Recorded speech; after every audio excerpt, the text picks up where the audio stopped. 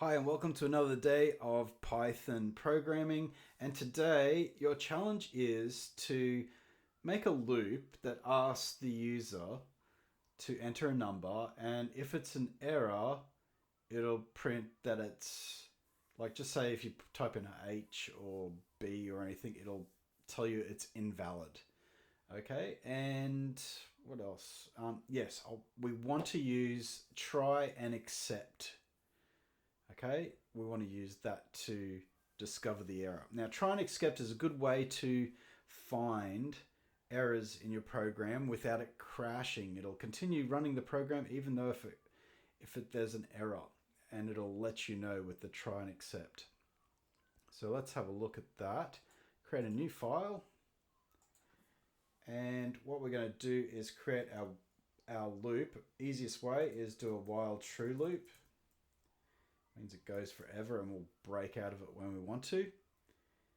And then we're going to use try and accept. So let's just set that up. Try and accept. So in the try part is where we're going to do our calculations. And if there's an error, the exception will occur and we'll print something. All right, so in here, we want to get a number from the user. That was it. And we want to make sure it's an integer. And so we're getting the input from the user. And let's ask them nicely. Please enter a number. And close off with rounded brackets. Okay, so that's going to get our number. And let's print something here. Great. You chose the number. Now here's a easy way to insert a number using dot format. Close that off. Why do I keep on doing that with great? And inside the format, we're going to put the number that we select. And if this is all good, we will break. Now, if this gets an error, it's going to go straight to the exception. So we'll print whatever you like, really. Print error that is not a number.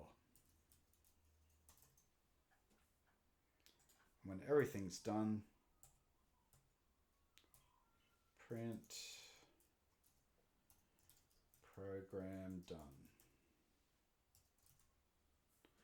All right, so that's it. Let's give it a run. Make sure there's no errors. Exceptions.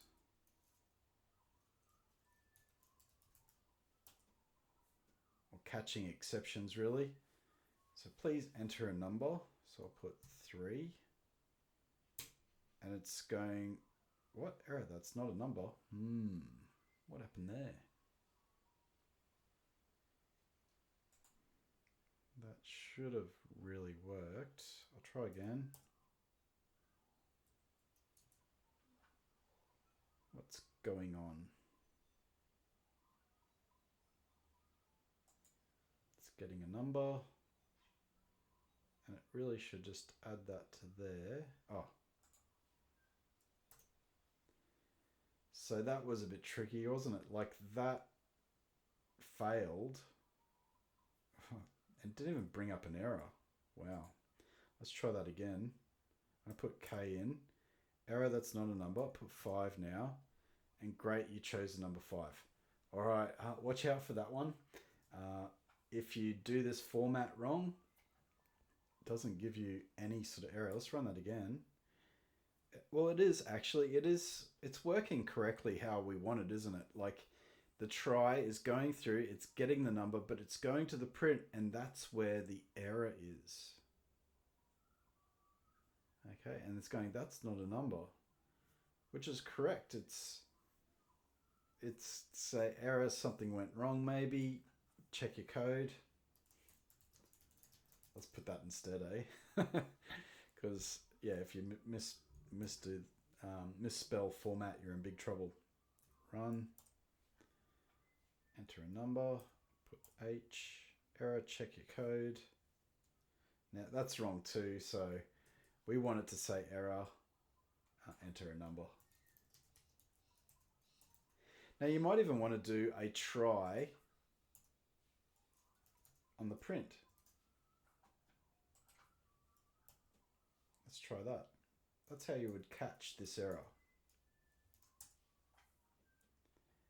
And then I'm going to put print, check your print statement.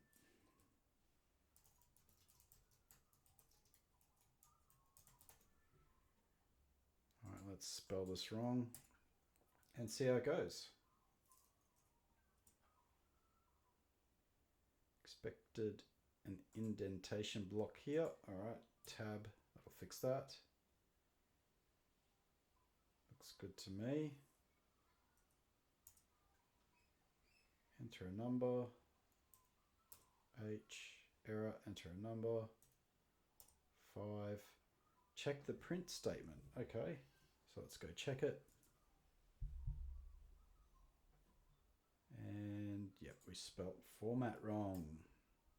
All right, cool. So that works. So whenever you come across something, you go, what's going on? You could do a try except. Other things that work is just reading the error statement that appears, but like it's going to break your program. It's going to, at least with the other, it'll keep on trying to run your program, you know? So like if I do that, did it, I can't remember, did it ask for the number again? So I'm going to type in 5, check the print state. Oh, it goes to break. Okay, so maybe we don't want it to break there. We probably want it to break here in that case. All right, so it's going to go through, check our number, then check the print statement. If the print statement's wrong, it's going to go to there. Okay, let's check that if we enter the correct number.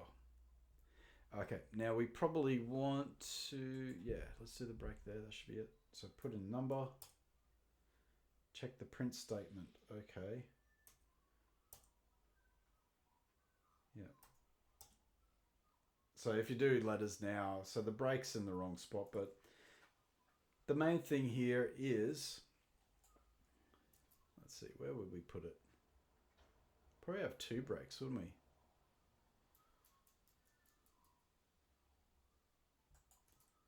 I think it's better there. So you're still going to do both of these. And so it's going to check that one, check this, and then it'll break properly. Anyway, the main point of this is try and accept. Really great tool for figuring out where errors are happening in your code. Have a play around with it. It's really useful when creating large projects and getting a useful printout that'll help you find out what's going wrong. Take it easy. Talk soon.